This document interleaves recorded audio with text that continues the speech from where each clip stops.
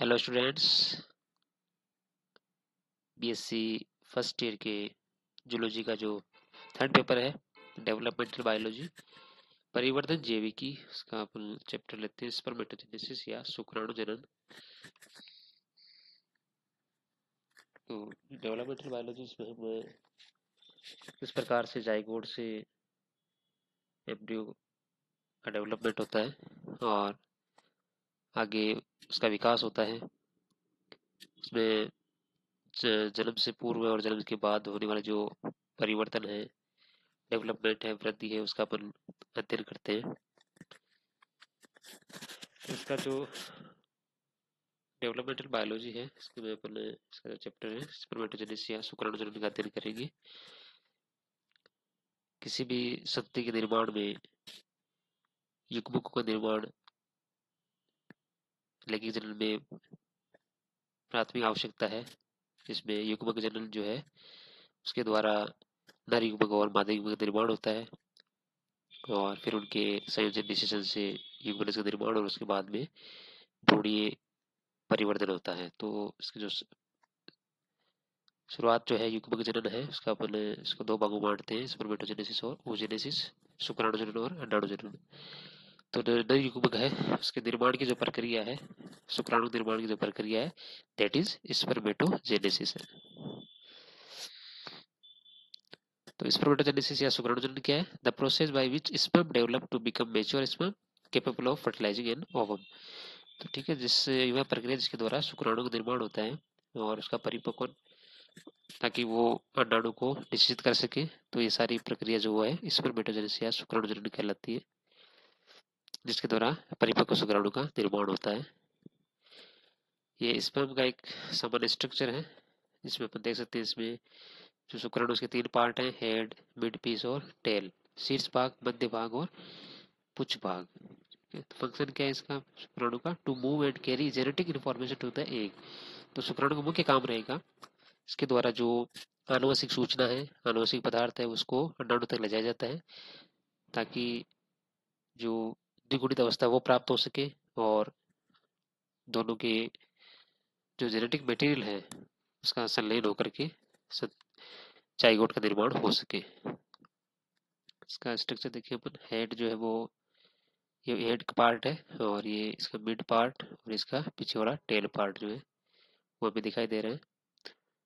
Head जो है about 4 से 5 माइक्रोमीटर लॉन्ग है, जिसमें इसमें न्यूक्लियस है, जिसमें 23 क्रोमोसोम है, अगुणित होता है। इसके ऊपर देखिए, हेड के ऊपर सबसे ऊपर इसमें एक्रोसोम का जो कैप लाइक वेसिकल है field with oocyte penetrating enzymes। जो एक्रोसोम है उसमें अंडाणु को पेनिट्रेट करने के लिए एंजाइम्स पाए जाते हैं, जो इसको अंडाणु में प्रवेश करने में सहायक होते हैं। और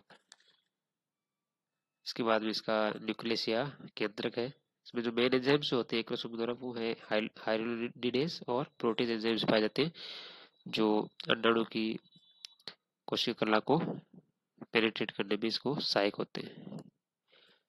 उसके बाद इसका नेक रीजन आता है। नेक के बाद भी यहाँ पर हम देख सकते हैं जो मिडल पीस जो है, जिसमें बहुत सारे माइटोकॉन्ड्रिया पाए जाते हैं, जो इसको एटीपी के रूप में एनर्जी प्रोवाइड करते हैं इसकी गति के लिए। और इसका पीछे वाला पार्ट है जो टेल रीजन कहलाता है, और सबसे लास्ट वाला एंड पीस, ये इसकी शुक्राणु की सामान्य स्ट्रक्चर है।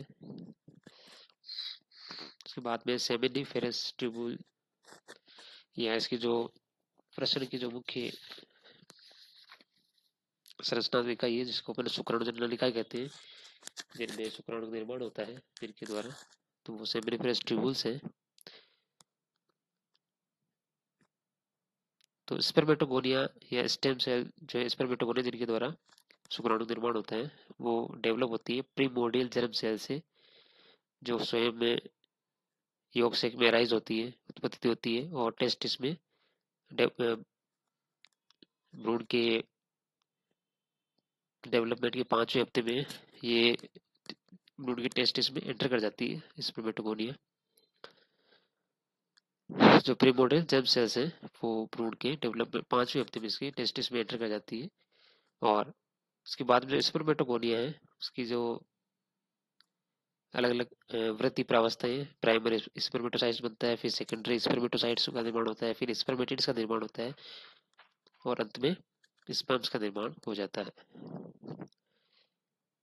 एक इसमें शुक्राणु के पोषण के लिए, परिवर्धन के लिए इसमें सेंट्रोली सेल्स पाई जाती है टेस्टिस में, जो टाइट जंक्शन का निर्माण करती है, ब्लड टेस्टिस बैरियर, ठीक है, ब्लड और टेस्टिस के बीच में टाइट जंक्शन निर्माण करती है, जो स्पर्म सेल की सरफेस एंटीजन्स होते हैं उनके प्रति इम्यून रिस्पॉन्स को प्रिवेंट करने के लिए, रोकने के लिए इनके द्वारा टाइट जंक्शन का निर्माण किया जाता है सर्टोरल सेल्स के द्वारा। इसके अलावा ये जो वृत्तिशील स्पर्मेटोसाइट्स है, स्पर्मेटिड्स है, इसमें इनको पोषण प्रदान करने का कार्य करती है, और रिलीज स्पर्म इनटू लुमेन, इस पर जो टेस्टिस की लुमेन है उसमें स्पर्म्स को रिलीज करने का काम भी सर्टोरल सेल्स द्वारा किया जाता है। Produce fluid for sperm transport, sperm के ट्रांसपोर्ट के लिए, परिवहन के लिए भी तरल पदार्थ का सिक्रेशन करती है, इनिबिन का श्रावण करती है, और जो टेस्टोस्टेरोन और फॉलिकल स्टिमुलेटिंग हार्मोन एफएसएच है उनकी भी नियमन का कार्य भी सेरोटोनिन सेल्स द्वारा किया जाता है। इसके अलावा प्रश्न में लेडिंग इंटरस्टिशियल सेल्स भी पाई जाती है, सेमिनल फेस जो ट्यूबल्स है उनके बीच बीच में स्पेस में ये लेडिंग सेल्स पाई जाती है, जिनके द्वारा टेस्टोस्टेरोन का श्रावण किया जाता है, जो टेस्टोस्टेरोन भी शुक्राणु में सहायक पदार्थ का कार्य करता है। During formation of the embryo, the primordial germ cell जो होती है, पीजीसी सेल्स, वो टेस्टिस में माइग्रेट कर जाती है और स्पर्मेटोगोनिया का निर्माण करती है, जिनके द्वारा बाद में शुक्राणु का निर्माण होता है। स्पर्मेटोजेनेसिस प्रक्रिया जो है टेक्स 65 to 75 डेज लगते हैं इसमें पूरा होने में, और इसकी शुरुआत होती है स्पर्मेटोगोनिया से होती है, जो डिप्लॉइड सेल्स होती है।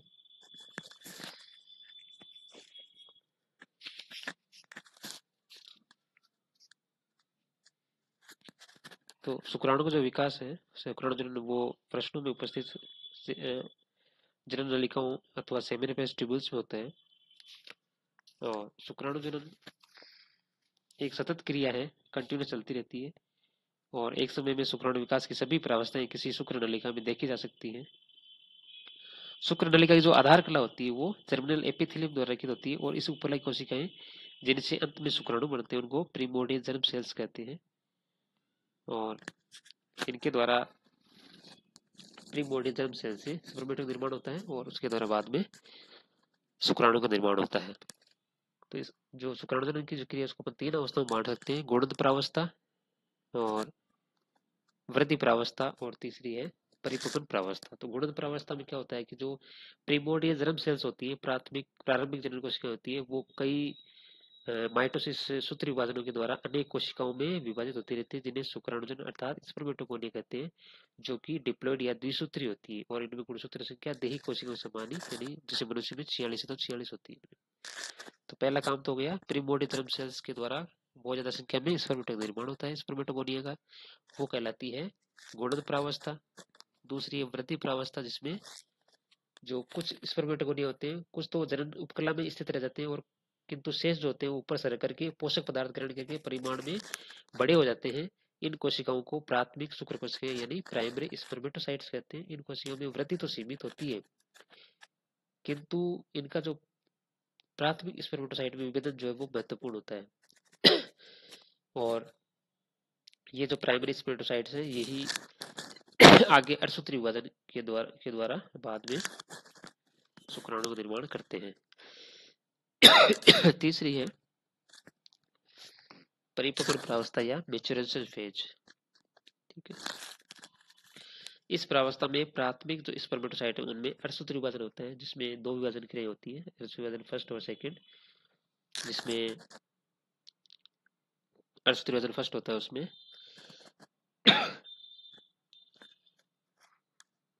गुणसूत्र संख्या आधी हो जाती है, और पहले विभाजन को अपन प्रथम परिपक्व विभाजन कहते हैं, और दूसरा परिपक्व विभाजन। प्रत्येक प्राथमिक स्पर्मेटोसाइट से बनने वाली 2 संतति कोशिकाओं को द्वितीयक स्पर्मेटोसाइट या सेकेंडरी स्पर्मेटोसाइट्स कहते हैं। यहाँ हम देख सकते हैं प्राइमरी स्पर्मेटोसाइट्स, इसके बाद में इनमें म्यूसिस फर्स्ट हुआ, सेकेंडरी स्पर्मेटोसाइट्स बन गए, उसके बाद इनमें म्यूसिस सेकेंड होता है, तो जिसके फर्स्ट उत्पन्न कोशिकाओं को अपन स्पर्मेटिड्स कहते हैं, जो हेप्लॉइड है, ये भी हेप्लॉइड है सेकेंडरी स्पर्मेटोसाइट। उसके बाद में निर्माण होगा, स्पर्मेटिड्स का निर्माण होता है जो म्यूसिस सेकेंड है उसके द्वारा। और तो इस प्रकार से प्रत्येक अर्धसूत्री विभाजन के अंत में जो प्राथमिक स्पर्मेटोसाइट है उससे अंत में 4 अगुणित या एक सूत्री स्पर्मेटिड्स बनते हैं। ठीक है, एक प्राइमरी स्पर्मेटोसाइट से अर्धसूत्री विभाजन के बाद में इसमें 4 स्पर्मेटिड्स का निर्माण होते हैं, जो आपस में इस तरह से साइटोप्लाज्मिक ब्रिज के द्वारा जुड़े रहते हैं। और अंत में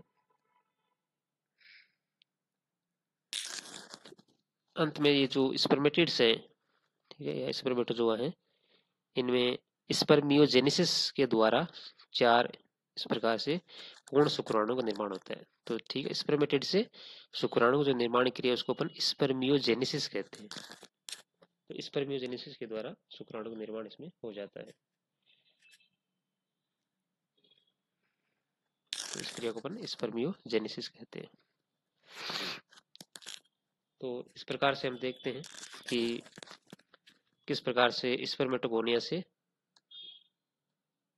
पूर्ण रूप से शुक्राणु का निर्माण इसमें होता है, जिसमें 3 अवस्था में होता है, गुणन प्रावस्था, वृद्धि प्रावस्था और परिपूर्ण प्रावस्था।